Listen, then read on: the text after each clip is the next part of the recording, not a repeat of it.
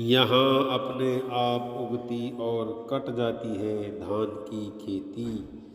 पिथौरागढ़ जिले में मौजूद पार्वती कुंड में और अल्मोड़ा के जागेश्वर मंदिर ये पृथ्वी के उन पावन स्थलों में हैं जहाँ आदि योगी महादेव और उनकी प्राण प्रिया पार्वती के चरण पड़े थे। गले में विष धारण करने वाले नीलकंठ पर यकीन दिखाता है कि कहीं कुछ तो है जो सर्वशक्तिमान है। उसी सर्वशक्तिमान के कर्मस्थली की ऐसी रहस्यमयी और अनोखी बातें हैं जो सदियों से चली आ रही हैं। उन पर कुछ बताते हुए मन भाव विभोर हो उठता है। एहसास होने लगता है जगत के इस भवसागर में आप महज एक छोटे से कण के अलावा कुछ भी नहीं है।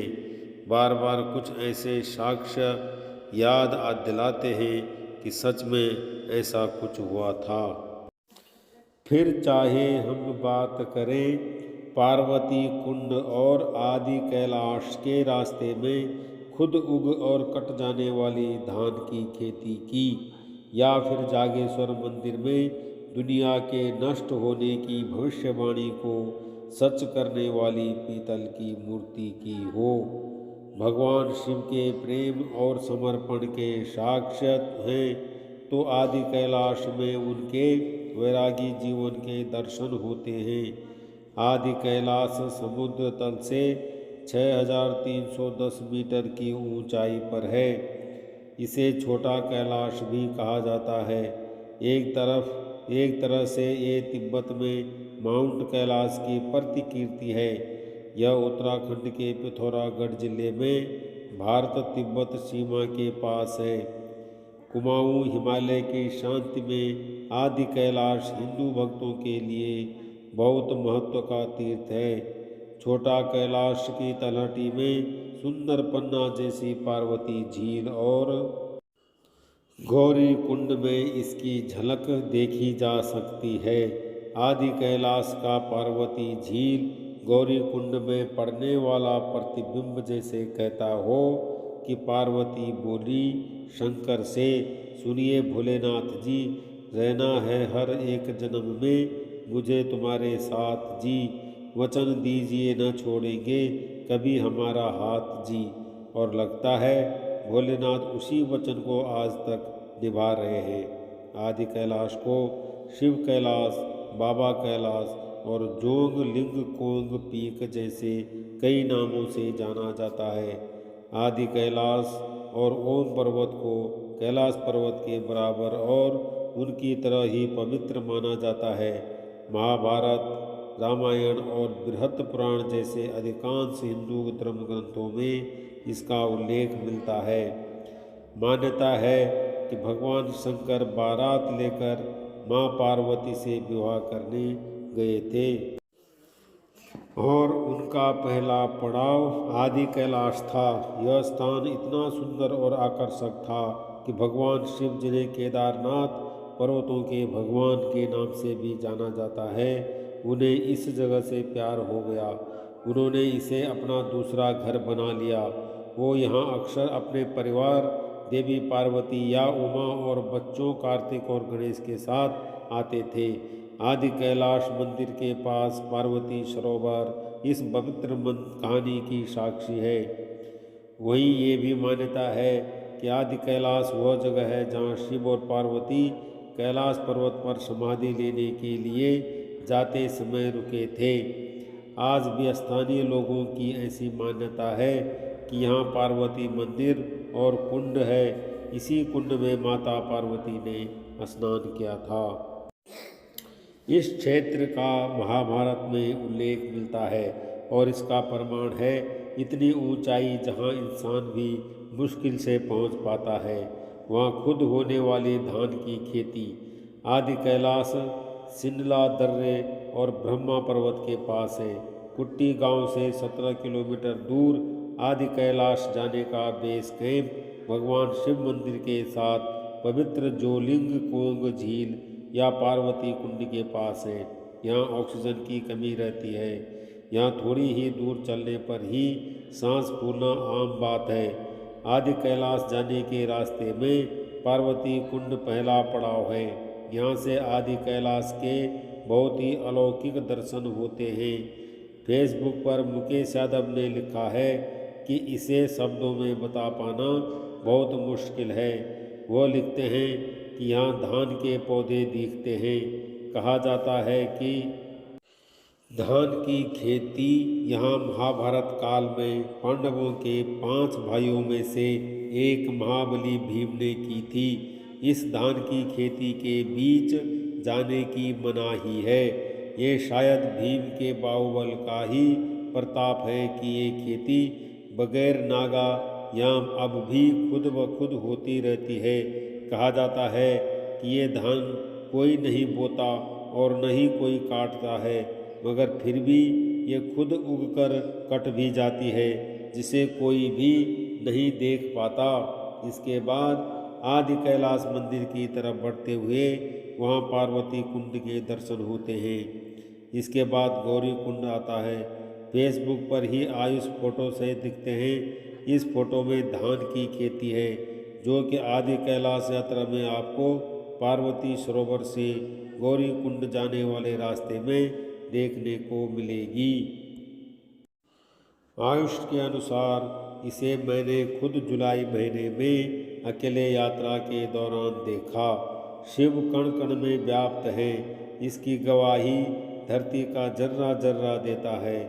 देवभूमि कहे जाने वाले उत्तराखंड में तो इसके कई साक्ष्य देखने को मिलते हैं। इस राज्य की मूल निवासी होने की वजह से मैंने भी पग पग ऐसे निशान देखे हैं जो बगैर आवाज़ बताते हैं कि हिंदू ग्रंथों में जिन जगहों का उल्लेख है वो वास्तव में है, वो काल्पनिक नहीं है। जिले अल्मोड़ा का जागेश्वर धाम भी इनमें से एक है। स्कंद पुराण के मानस खंड में जागेश्वर ज्योतिर्लिंग का उल्लेख है। इसके अनुसार 8वां ज्योतिर्लिंग नागेश दरुक वन में है। यह देवदार के पेड़ों से जुड़ा है। ये पेड़ इस मंदिर के चारों तरफ फैले हुए हैं। गंगा की जटाओं सरीखी नदी जटा गंगा इसके पास बहती है। इसके अलावा शिव पुराण, लिंग पुराण में भी इस मंदिर का उल्लेख आता है। स्कंद पुराण और लिंग पुराण के अनुसार भगवान शिव के 8वें शिव ज्योतिर्लिंग की उत्पत्ति यही हुई थी और यहाँ से ही उनकी पूजा शुरू हुई थी। जागेश्वर मंदिर 1870 मीटर पर है। इसके परिसर के अंदर शिव के मुख्य मंदिर सहित यहाँ विभिन्न देवी देवताओं के छोटे प्राचीन मंदिर मिलाकर कुल 125 मंदिर हैं। यहाँ कुल 174 मूर्तियाँ हैं, जिनमें भगवान शिव और पार्वती की रत्नों से सुसज्जित पत्थर की मूर्तियाँ शामिल हैं। भारतीय पुरातत्व सर्वेक्षण ASI द्वारा साल 2000 में मंदिर के नज़दीक संग्रहालय बनाया गया है। इसके मुताबिक ये मंदिर 9वीं से 13वीं शताब्दी ईस्वी तक के हैं। उत्तर भारत में गुप्त साम्राज्य के दौरान हिमालय की पहाड़ियों के कुमाऊं क्षेत्र में कत्यूरी राजा थे। जागेश्वर के मंदिरों का निर्माण भी उसी काल में हुआ।